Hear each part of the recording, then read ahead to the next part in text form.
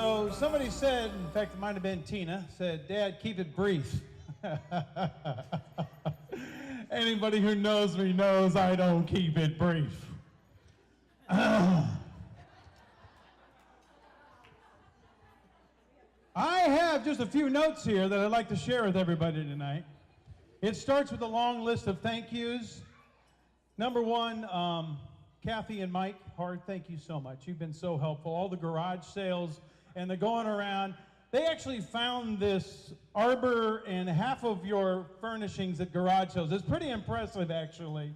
And Kathy has been a huge huge source of support for Tina throughout all of this. Kathy, thank you so much. Mike, thank you too as well. You guys have been awesome. All those craft days, and I was at a Christmas party recently, and they were all stuffing bags for all the hotel guests. I'm like, that's commitment right there. Also, thanks to Mike's sisters, Andrea and Chrissy, tons of aunts and uncles and cousins who've welcomed Tina into their family with open arms. She loves you all. A big thanks, too, to our family, many of who have traveled a lot of miles. I've got Jim and Kathia here from Wisconsin, Mar, Bill, and Mike, who are here from Louisville. These are all my siblings. Sally and Ed, you guys traveled all the way from South 6th Street here in Springfield. Thank you very much. Sarah Wojcicki Jimenez, our awesome state rep, and her husband, Jose, the proud parents of those awesome ring bears. How about those guys? They were awesome. Augie and Charlie. Also, Luke and Caitlin came up from St. Louis. Monsignor Ted Wojcicki, who did our service today. Give it up for Monsignor Ted, who left a huge parish.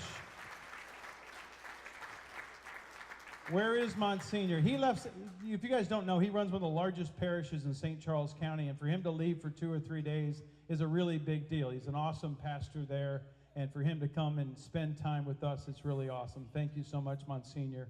All the Wojcickis, too, who are in the house, so many of them have been supportive to Tina and Jeannie as well. They've just been great to my daughter. She went to college here, and you guys were there. I knew I was going to cry. Yeah. But you guys have been awesome. Thank you so much. Obviously, to my mom, the matriarch of this night. She made it to the wedding. She's awesome. She's been a great source of wisdom and support to Tina for many years. Grandma Teresa and Grandpa Butch, thank you for all your support all the years. Brett, Amy, McKenna, Jesse, Grady, who brought me my notes, thank you very much. Grady actually wrote this. I appreciate that, Grady. Thanks for making the journey all the way here from Nebraska, and Amy did all the centerpieces tonight, which is fantastic. This place looks amazing thanks to the hard work of Amy. A special thanks, too, to the siblings of Tina, Katie, and Quinn. Their help and understanding. Trust me, it's not easy being Tina's sister. Or brother, for that matter. To my wife, Holly, the mother of the bride. She's going to get a special badge of patience when this wedding is over. She's put in weeks and weeks of planning and preparation so that you all can relax and have a heck of a party tonight. Thank you, Holly, very much. A lot of our friends are coming here to ring in their new year. The Vernons, the Thomas, the Murrays, the Welches. Forgive me if I forgot anybody. Oh, and I see there's the Naumans are here as well. Thanks so much for all your friendship, your love, your support to Tina and our whole family. All these years. I can't look at those guys. I'll lose it. Okay. At this point of the evening, you need to get your Kleenex out as if I already started to cry. That was the easy part of the speech. Those of you who know me know that I cry at the Star Spangled Banner, and so also butterfly kisses too, right, Tina? Ladies and gentlemen, the bride is wearing her mother's wedding dress.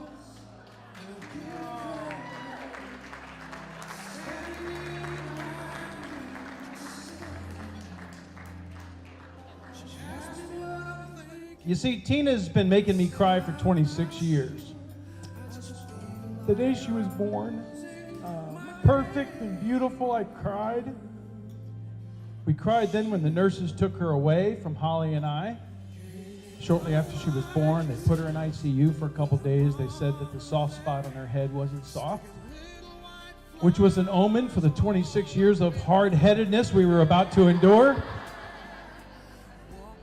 I also cried when she was baptized, at her first communion, at her confirmation.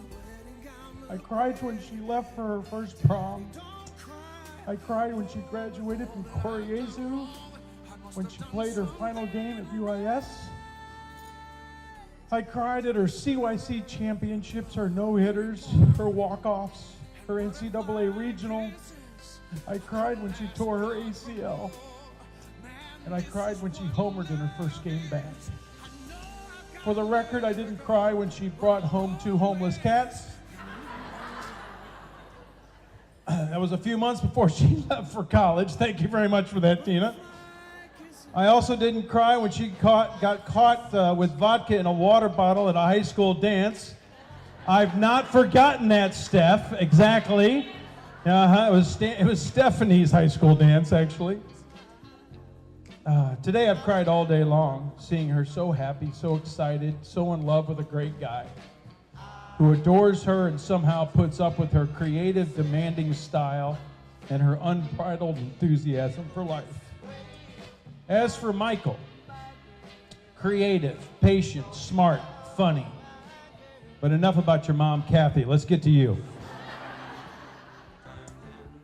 Mike, I love how you cherish Tina and how you look at her, how you embrace and encourage her entrepreneurial spirit, how you jump into her crazy world with matched enthusiasm, and you believe in all of her ideas, especially for that damn softball academy. Thanks for all your work. I do want to pass on 3 quick tips to you, Mike, though, that I think might come in handy. Just from my 27 years of marriage, that might be a little bit of wisdom. Yes, honey is always an acceptable and recommended response to all of Tina's questions, requests, and unreasonable inquiries. Never be too proud, too angry, or too stupid to say I'm sorry. And whenever you're feeling stress or conflicts arise, which they will in your marriage, always refer back to number 1 and number 2. Now, in closing, that's a clue that I'm almost done.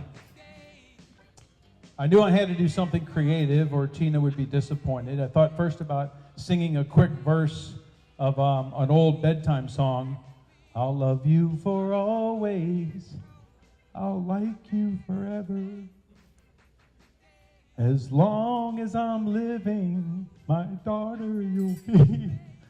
So, all right, I'm not going to sing anymore, sorry. So instead of singing to all of you, I'm going to share one of my favorite prayers. It's known as the Game of Life. It was written by Cardinal Cushing of Boston way back in 1948. It's by far my favorite prayer because it has a baseball theme to it. But there's a few lines that I've taken liberty with to apply it to Mike and Tina tonight. It's a baseball-themed prayer, that it's not a prayer you bow your head on, rather a prayer that you grab a glass and you direct your attention to the bride and groom as I read this quick prayer and we get ready to have our first toast. Dear God, help Mike and Tina be good sports and an awesome teammate in the game of life. They don't ask for an easy place in the lineup. Put them anywhere that you need them. Let them give you 100% of everything they have. After the mortgage is paid, of course. Help them remember that you never send a team more trouble than they can handle. We all know that a lot of hardline drives are going to come your guys' way, and we thank you for the compliment. Help them, Lord, to accept the bad breaks as part of the game. May they always play on the square, no matter what the others do. Help them study the book so they'll know the rules. When victories happen, keep them humble and grateful. And when losses occur, keep them strong and committed. Finally, God, when the natural turn of events goes against them and they're benched for sickness or old age, likely Mike before Tina, help them to accept that as part of the game too. Keep them from whimpering that they were framed or that they got a raw deal. And when they finish their final inning together, 50 to 60 years from now, May you ask for no laurels, but that you believe in your heart that you played as well as you could, and that you didn't let God's team down. Everybody in the bleachers said, Amen and cheers. Have a nice round of applause for the father of the bride.